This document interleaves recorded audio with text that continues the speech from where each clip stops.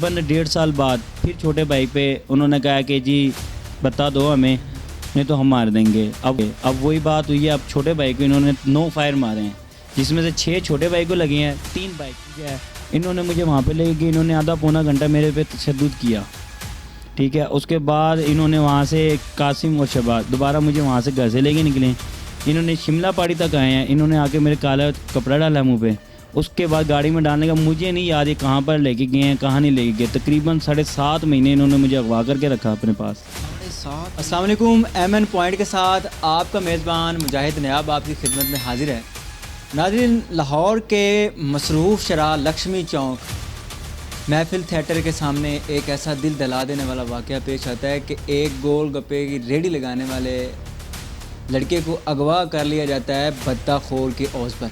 मेरे साथ वो लड़का मौजूद है, आइए उन्हीं से बात करके जानते हैं कि अगवा का मकसद क्या था और उसके बाद जो सारी कहानी चली है वो क्या थी। अस्सलाम वालेकुम। जी वालेकुम सलाम। भाई मुझे बताइएगा कि गोलगप्पे की रेडी लगाते हैं, भत्ते के औज़ पर आपको अगवा किया गया, क्या मामला था? जी मामलात ये हैं कि मुझे तकरीबन 13 साल हो गए वहाँ पे काम करते हुए, ठीक है। पहले ये लोग आते थे मेरे पास, मेरे साथ ही ना गली जाती है महफिल थिएटर के साथ, मुबारक सिनेमा आता है, मैं उसके बिल्कुल बाहर लगाता हूँ रेडी अपनी, ठीक है। साथ ही गली आती है, उसमें उसका उनके पीछे रहते हैं राजा अब्दुल क्यूम, ये हैं उनके दोनों बेटे।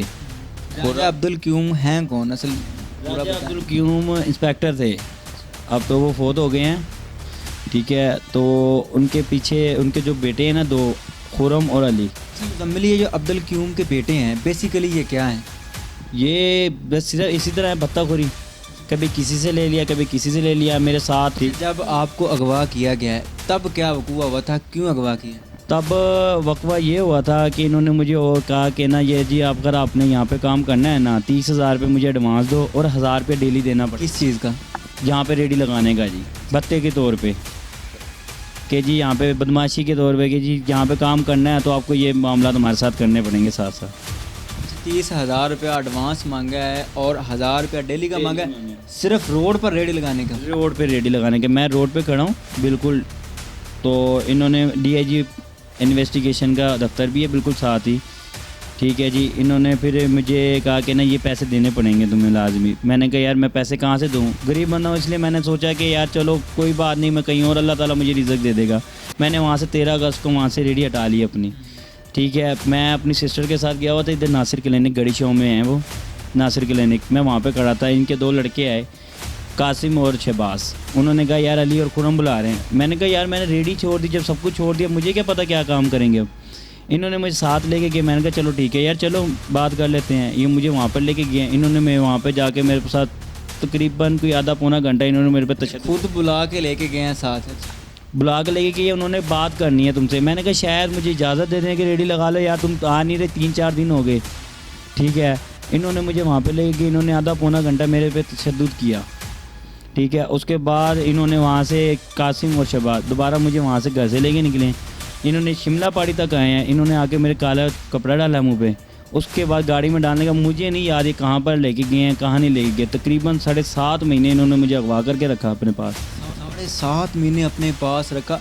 7.5 महीने अपने पास रखा, किस जगह पे रखा? क्या कोई बंद कमरा था, कोई बेसमेंट थी, क्या चीज़ थी? बंद कमरा था जिस पे ना कोई घड़ी थी कि मैं टाइम देख के सकूँ टाइम क्या हो रहा है क्या नहीं हो रहा, कि बंदा इंसान नमाज़ पढ़ ले, इबादत कर ले। इबादत तो मैं करता था फिर भी, ठीक है। अल्लाह को याद करता था उस टाइम। जाहिर सी बात है कि इंसान बंद कमरे में अकेला हो अल्लाह को याद करेगा, ठीक है। बस उसके बाद 7.5 महीने गुजरे हैं।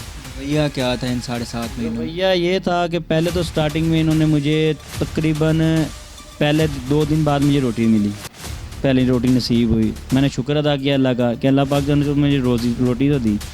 फिर तकरीबन कोई 15 दिन तक फिर इन्होंने मुझे हर डेली देते रहे सिर्फ 1 टाइम का खाना, फिर उसके बाद इन्होंने 2 टाइम का कर दिया, फिर एंड में तकरीबन रेगुलर ही करने लगे 3 टाइम। घर वालों को पता था कि इन लोगों ने अगवा कर लिया?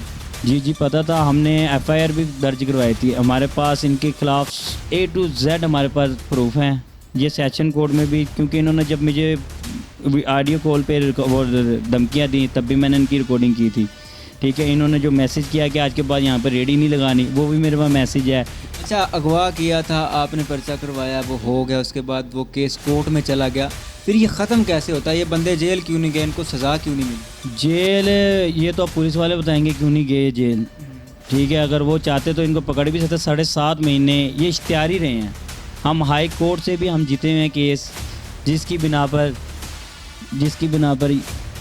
आपके सामने ही है, लेकिन पुलिस वालों ने हमारी कोई मदद नहीं की थी उस टाइम भी। अब तकरीबन 1.5 साल बाद फिर छोटे भाई पे उन्होंने कहा कि जी बता दो हमें, नहीं तो हम मार देंगे। अब वही बात हुई है। अब छोटे भाई को इन्होंने 9 फायर मारे हैं, जिसमें से 6 छोटे भाई को लगे हैं, 3 बाइक पे लगे हैं। 6 फायर मारे हैं 1.5 साल के बाद आपके छोटे भाई को। आगे क्या मामलात होते हैं, किस तरह फायर मारे थे आप? ये है ना 3 दिन, ये 26 तारीख को ना उन्होंने पता मांगना शुरू किया। 3 दिन हम उनको इनकार करते रहे, उनके लड़के आते रहे, वो धमकाते रहे। उन्होंने पता मांगा, हमने देने से इनकार किया। 29 तारीख को छोटा भाई लड़के को लेके आ रहा था घर वापस, तो वहाँ से इनके पीछे लगे हैं जूस वाले के पास से। तो वीडियो कॉल पे बात कर रहे थे वो खुरम से। उन्होंने पूछा, पहले छोटे भाई को रोका, उन्होंने कहा मुसम्मिल किधर है? छोटे भाई ने कहा भाई मुझे नहीं पता। वहाँ से छोटे भाई ने बाइक थोड़ी तेज़ की, आगे जाकर उन्होंने रोका उसको, भाई को, और उसको कहा खुरम भाई यही लड़का है उसका छोटा भाई। साथ साथ वीडियो कॉल पर किसी को दिखा भी रहे थे कि यही आदमी कन्फर्म करवा।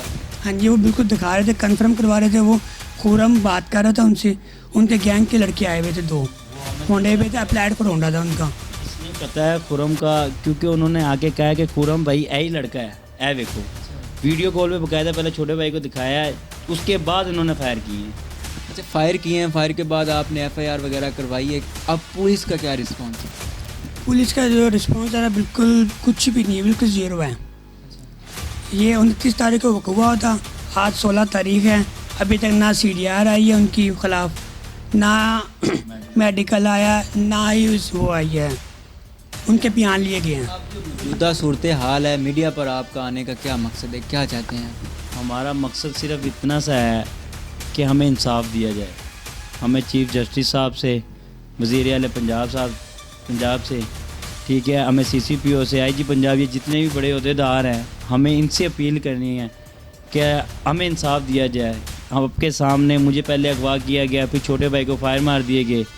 इसमें हमारा क्या कसूर है? हलाल कमाना भी हमारा मुश्किल किया हुआ है इन लोगों ने।